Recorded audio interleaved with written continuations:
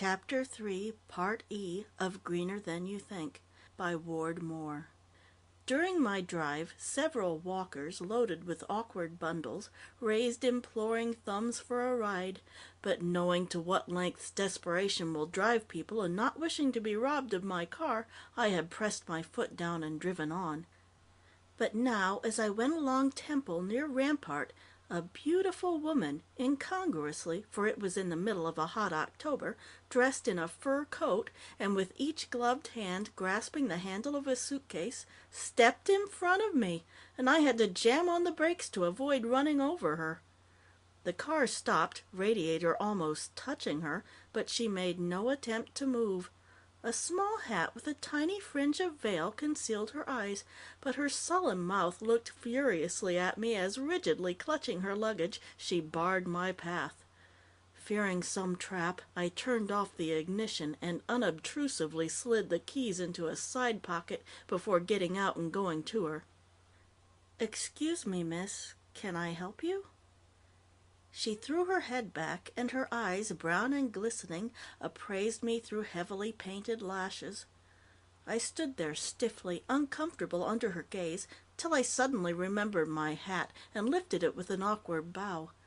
This seemed to satisfy her, for still without speaking, she nodded and thrust the two suitcases at me. Not knowing what else to do, I took them from her, and she promptly, after smoothing her gloves, walked toward the passenger's side of the car. "You want me to take you somewhere, miss?" I inquired quite superfluously.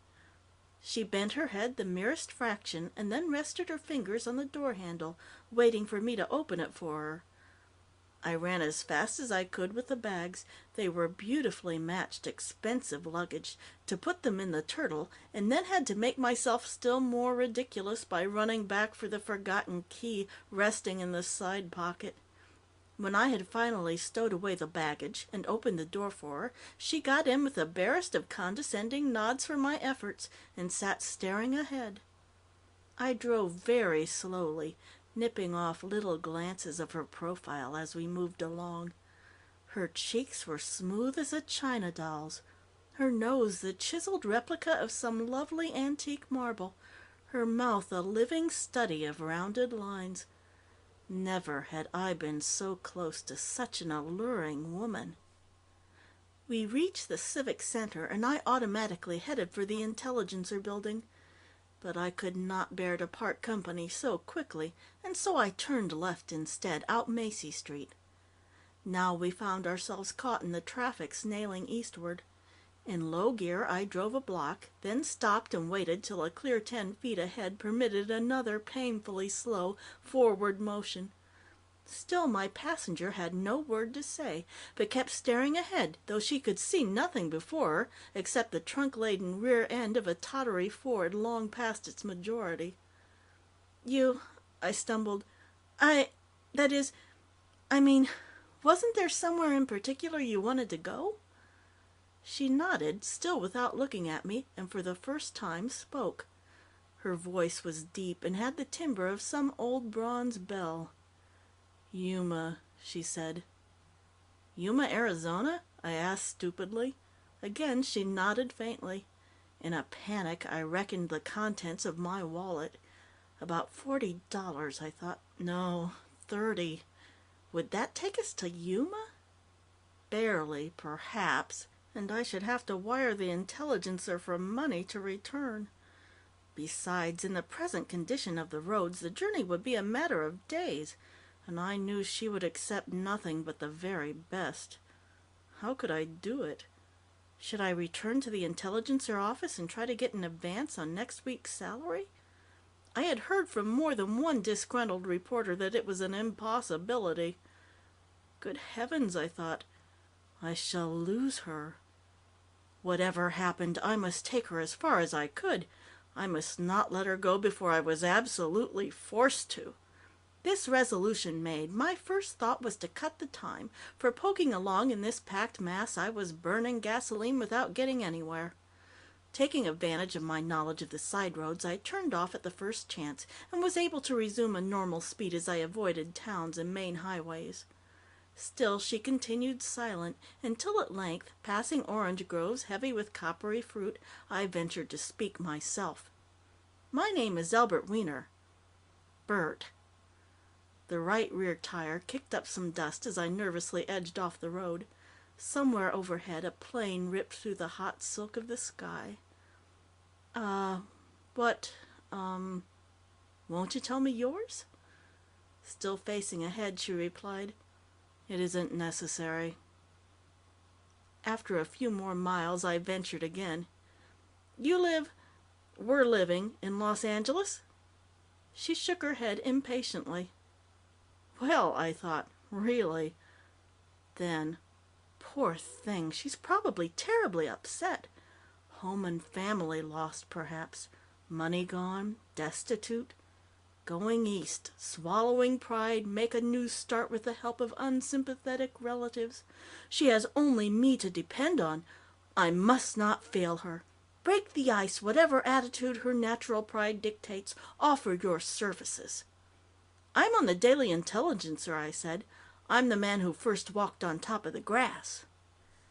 10 miles later, I inquired, "Wouldn't you be more comfortable with that heavy fur coat off? I can put it in the back with your luggage, and it won't be crushed." She shook her head more impatiently. Suddenly, I remembered the car radio installed a few days before. A little cheerful music calms the soul. I turned it on and got a band playing a brand new hit, Green as Grass. Oh no, no noise. Of course, how thoughtless of me. The very word grass reminded her of her tragic situation. I kicked myself for my tactlessness. We skirted Riverside and joined the highway again at Beaumont, where we were unavoidably packed into the slow-moving mass. "I'm sorry," I apologized, "but I can take a chance again at Banning and drive up into the mountains to get away from this." An hour later, I suggested stopping for something to eat. She shook her head.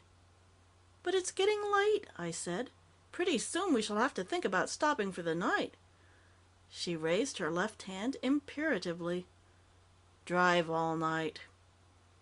This would certainly solve part of my financial problem, but I was hungry and unreasonably more irritated by her refusal of food than her unsociability.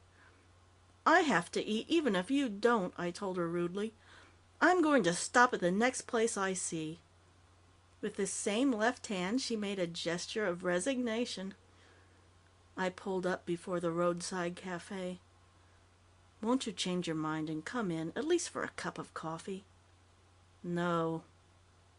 I went in angrily and ate. Who was she to treat me like a hired chauffeur? A mere pickup, I raged. A stray woman found on a street.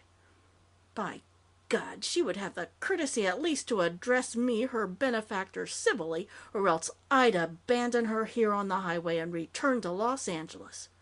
I finished my meal full of determination and strode back purposefully toward the car.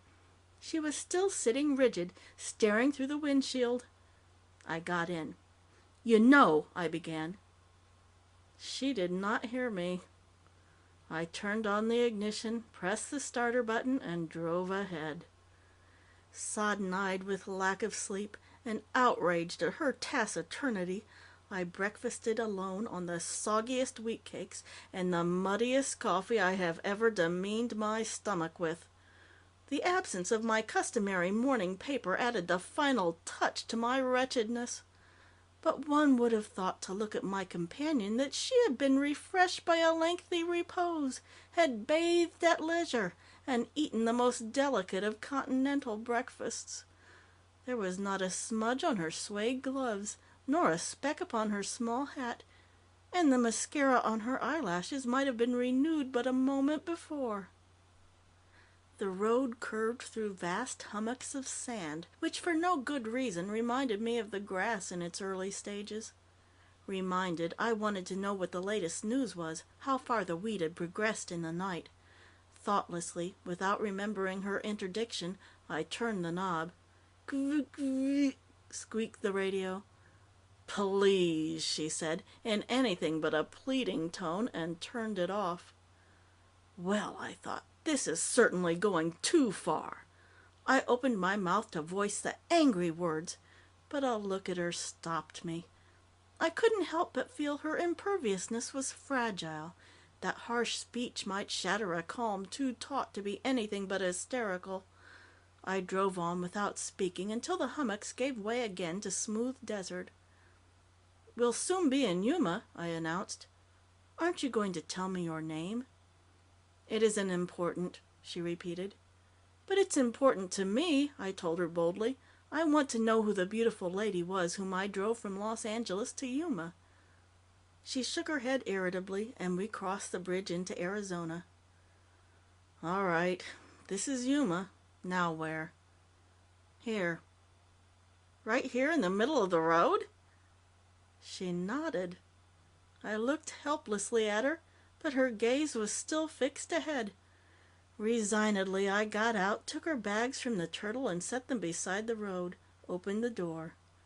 She descended, smoothed her gloves, straightened the edge of her veil, brushed an immaterial speck from her coat, and, after the briefest of acknowledging nods, picked up her grips. "But can I carry them for you?" She did not even answer this with her usual head shake, but began walking, resolutely, back over the way we had come. Bewildered, I watched her a moment, and then got into the car and turned it around, trying to keep her in sight in the rearview mirror as I did so. It was an awkward procedure on a highway heavy with traffic. By the time I had reversed my direction, she was gone. End of Chapter 3, Part E.